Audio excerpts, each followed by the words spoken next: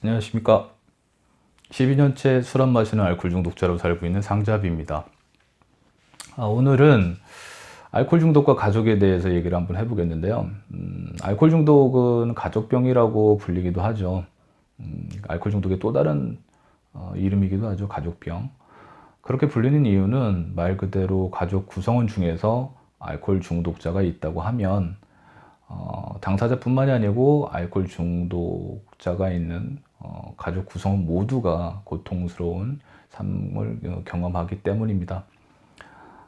알코올 중독에는 이제 알코올 중독자는 두 종류로 나눌 수가 있을 것 같아요. 본인이 알코올 중독자라는 것을 인지한 경우와 그리고 알코올 중독자인지 모르는 경우가 있겠죠. 알코올 중독자인지 모르는 경우는 말 그대로 이제 알코올 중독자라는 생각은 1도 안 할 거예요. 그냥 술을 좀 과하게 마시는 애주가 정도로 생각을 하겠죠. 그렇게 살다 보니까 계속 술을 드실 거고 그로 인해서 가족 구성원들은 계속 고통받게 될 겁니다. 오늘 이제 얘기할 경우는 그래도 다행인 알코올 중독자임을 인지한 경우에 대해서 얘기를 해볼게요. 가족이 어떻게 해야 될까요? 알코올 중독자임을 인지하고 인정한 가족들은 어떻게 해야 될까요? 아마도 전과는 마음가짐이 굉장히 다를 거예요.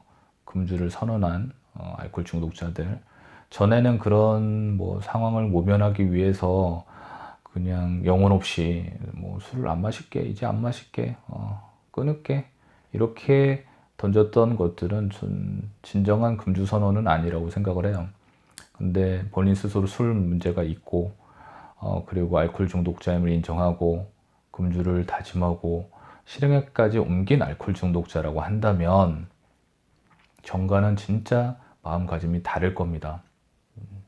죽을 힘을 다해서 금주할 마음이 되어 있는 거죠. 그런 상태일 텐데 가족들이 보기에는 전과 달라졌다는 것을 알 수가 없죠. 그냥 전과 다르지 않을 거라고 생각을 할 겁니다.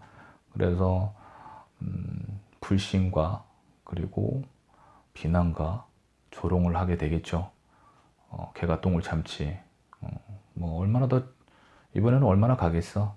이런 식으로 생각하실 수가 있는데 그런 조롱과 비난은 진짜로 금주 다짐을 하고 있는 알코올 중독자들에게는 정말 큰 상처가 돼요. 그러니까 이런 생각이 들거든요. 가족들도 믿어주지 않는데, 가족들이 저렇게 나를 생각을 하는데, 내가 굳이 술을 끊어야 되나?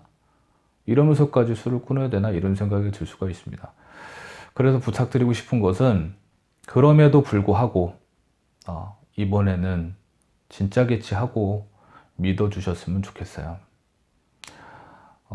가족들의 믿음과 그리고 지지만큼 큰 힘이 되는 게 없습니다. 금주에 있어서요.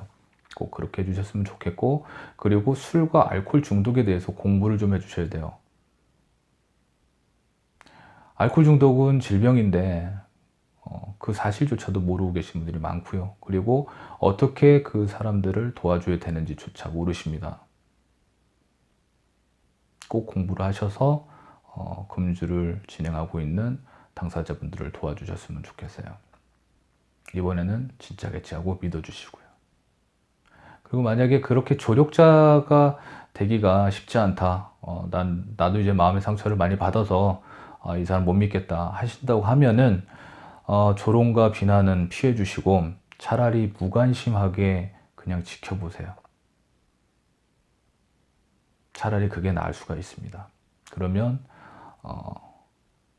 알코올 중독자는 뭔가 보여주기 위해서 이번엔 다르다는 것을 보여주기 위해서 열심히 금주를 이어나갈 겁니다. 꼭 그렇게 해주셨으면 좋겠고요. 만약에 제가 12년 전에 마지막 금주 선언을 했을 때 그 전에 수없이 실패했죠. 의미 없는 그런 금주 선언도 많이 했고요. 그런데 12년 전 마지막 금주를 선언하고 실행에 옮겼을 때 제 아내가 믿지 않았다면, 손을 내밀어 주지 않았다면 아마 저는 지금 12년째 금주를 이어가지도 못했을 거고 지금은 이 세상에 살고 있지 않을 겁니다. 네. 알코올 중독자로 살다가 어느 순간에 세상을 등졌을 거라고 확신이 들어요. 그렇기 때문에 가족 여러분, 못 믿어오시겠지만 이번에는 진짜겠지하고 믿어주십시오. 그리고 힘을 줄 수 있는 조력자가 되어주세요. 알코올 중독자와 술에 대해서 공부해주세요. 부탁드립니다. 오늘은 여기까지 하겠습니다. 시청해주셔서 감사합니다.